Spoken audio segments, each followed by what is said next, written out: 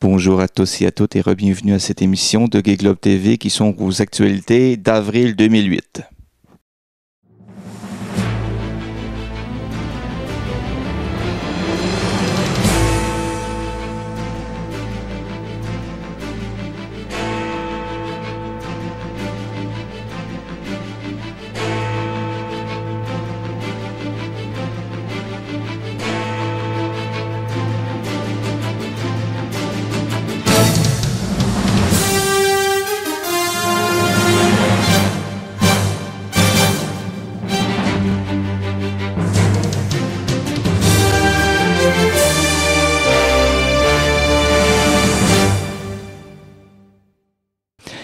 Les titres d'avril 2008 sont très variés et sont très intéressants ce mois-ci. Il y a de l'action dans la communauté gay.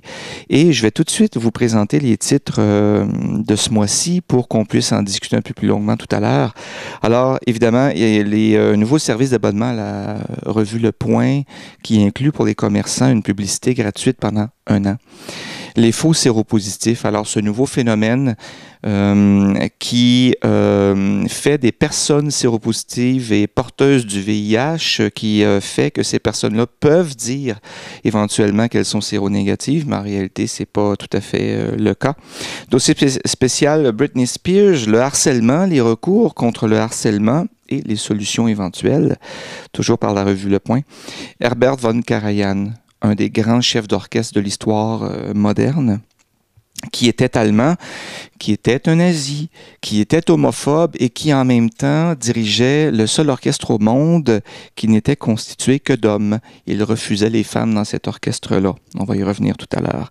Didier Jacobin, toujours dans la section de la musique classique de la revue Le Point.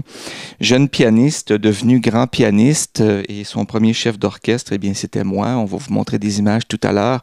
C'est un hasard, on va y revenir.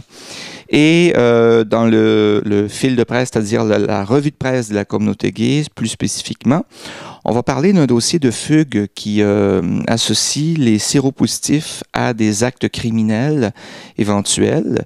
Alors, à expliquer, je vais vous expliquer ça plus longuement tout à l'heure. Dans le magazine Être, les groupes communautaires sur respirateurs artificiels, un communiqué de presse qui circule ces temps-ci dans les médias gays et qui se retrouve chez Être en plus d'être chez Fugue et RG. Mais pour laisser une chance au journal Être de se faire connaître un peu, on va en parler aujourd'hui. Dans la revue RG, le maintien de l'interdiction des poppers en France suite au décès d'une personne et à la consommation.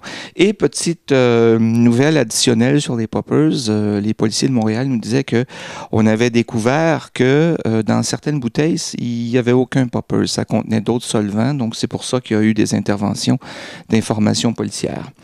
Et dans le magazine Décorum, c'est très rare qu'on vous en parle parce que c'est un magazine plutôt destiné à la mode, mais comme c'est publié et présenté par Fugue, il peut y arriver, même si c'est plutôt un catalogue de mode très lié au contenu de publicité. On parle ce mois-ci de la Maison des Encans de Montréal. Et ça, c'est une caverne au trésor.